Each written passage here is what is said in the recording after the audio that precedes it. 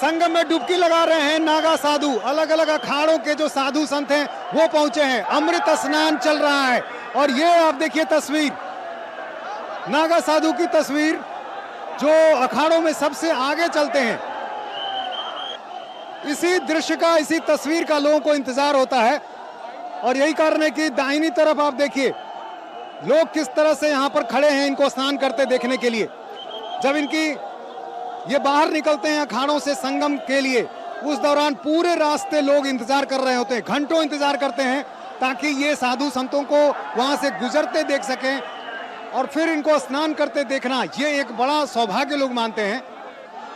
अमृत स्नान चल रहा है अखाड़ों में। सबसे आगे जो इनके अखाड़ों की फौज एक तरह से कही होती है, जो उनके कमांडो होते हैं वो नागा साधु होते हैं और यही सबसे आगे होते हैं। इसलिए सबसे पहले संगम में डुबकी लगा रहे हैं ये नागा साधु और इनके पीछे जो तमाम साधु संत हैं वो भी यहाँ पर मौजूद।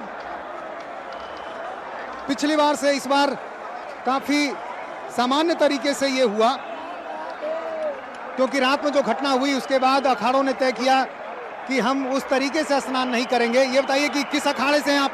श्री पंचायती महा अखाड़ा, नागा सन्यासी श्री पंचायती महा निर्माणी अखाड़ा। स्नान की जो परंपरा होती है उसमें सबसे आगे नागा होते हैं। जी नागा ही है, हम नागा है ना। सबसे पहले नागा ही स्नान, सबसे पहले नागा ही स्नान करते हैं। इसमें जो ये हमारी जो है सिद्धांत अखाड़ा की जो है परंपरा है कि सबसे पहले नागा जो ही स्नान करता है।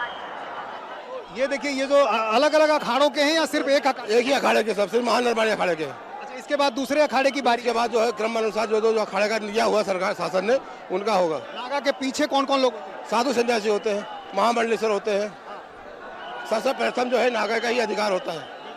ठीक है, ये देखिए एक एक करके जो है नागा साधुओं की जो फौज है वो यहाँ पर स्नान कर रही है और इसमें महानिर्वाणी अखाड़े के ये साधु हैं।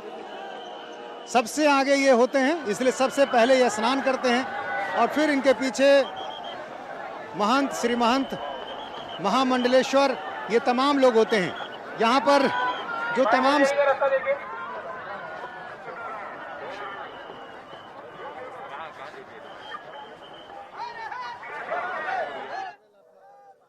यात्री को ही एक बात अपनी वीडियो के माध्यम से पहुंचाई थी जो शायद प्रातःकाल तक सब तक पहुंच गई होगी।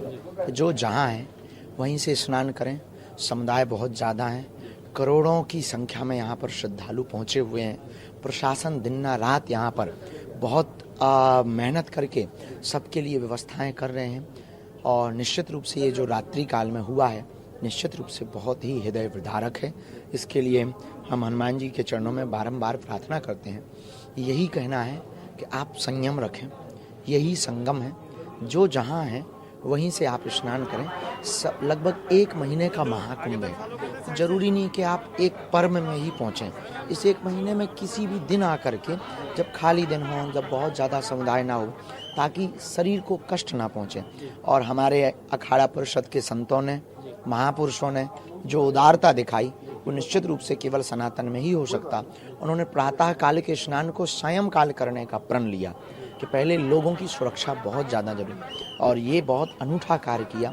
हम फिर भी प्रशासन को कहेंगे कि आप पूर्ण रूप से आपको बल मिले और भगवान जो भी यहाँ आ रहे हैं वो सुरक्षित और संरक्षित अपने घर पहुँचें।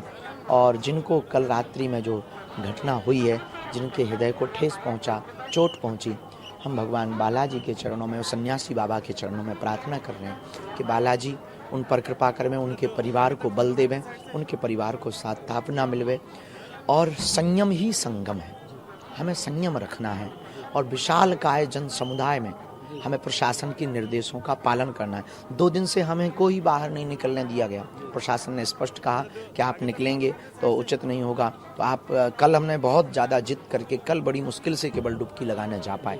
तो प्रशासन के प्रत्येक निर्देशों का पालन करना हम सबका दायित्व है, क्योंकि वो अपने और हम सबके हित में ही बोल रहा है। और रही बात संगम पर, तो संगम पर आप बात के दिनों में, अभी 1 महीने का उत्सव है, एक ही दिन में एक ही समय पे जरूरी नहीं, थोड़ा बात आप कर लेना ताकि किसी को कष्ट ना हो। यही कहना है पूरे देशवासियों को कि आज मौनी अमावस्या पर